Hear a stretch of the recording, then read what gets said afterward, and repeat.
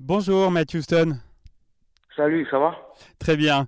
En attendant de vous voir donc sur scène au Zénith d'Auvergne, donc le 3 mars prochain pour la tournée Âge d'or du rap français, je suis ravi de vous accueillir pour ce nouveau numéro de History où l'on va parler tout à fait donc un de vos titres R&B de rue donc qui est sorti en 2001. Est-ce qu'on peut dire que c'est l'un des plus gros tubes hip-hop du début des années 2000?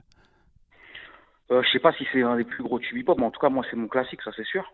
Non, c'est 2000 en fait, hein. C'est 2001, c'était vraiment l'album R&B de rue qui est sorti, mais le titre, lui, est sorti en 2000. D'accord.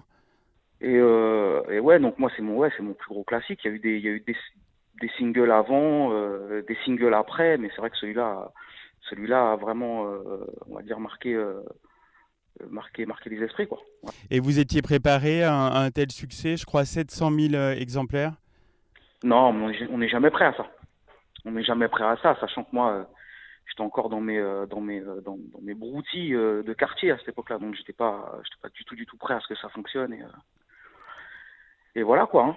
Et avec le recul, est-ce que vous savez un petit peu quelles ont été les recettes du succès?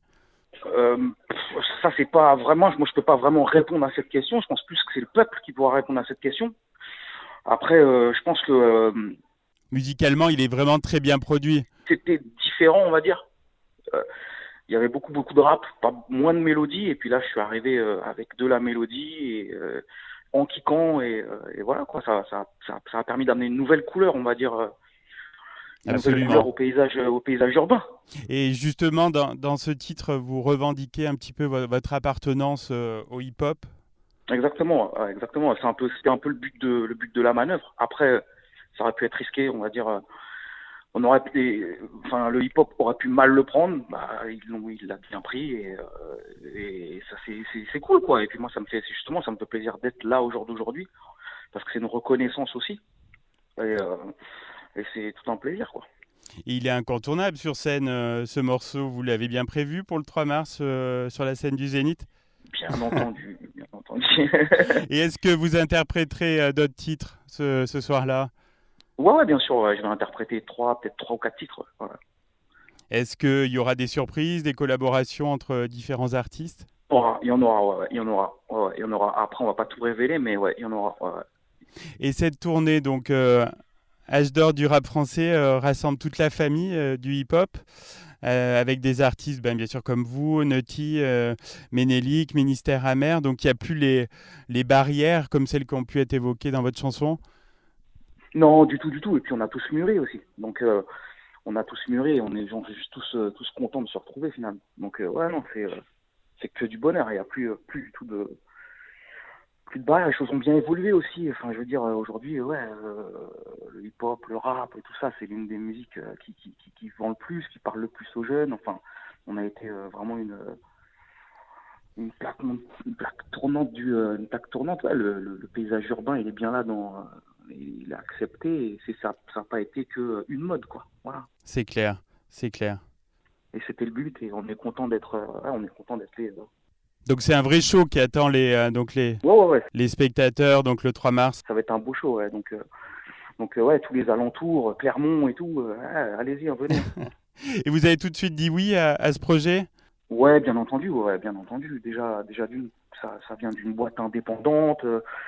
Valou, c'est quelqu'un qui est là depuis, je crois que je l'ai toujours vu dans le paysage hip-hop, hein. Elle a toujours été là. Donc la productrice, bon bah, c'était logique de dire oui, quoi. De la tournée, je suis parmi l'un des vraiment des plus récents pour dire le truc. Et puis c'est vrai que moi, bon bah, je rappelle les textes de Stomy quand j'étais petit. Enfin, je veux dire, je les voyais tous sur Upline. Enfin, je veux dire, je suis genre juste super honoré d'être On au imagine. milieu de ces grands artistes, ouais, ouais. Donc voilà, c'est surtout ça, ouais. Et sur le Goss FM, on avait beaucoup aimé votre tube plus récent, Positif. Vous avez d'autres projets musicaux personnels dans les semaines à venir?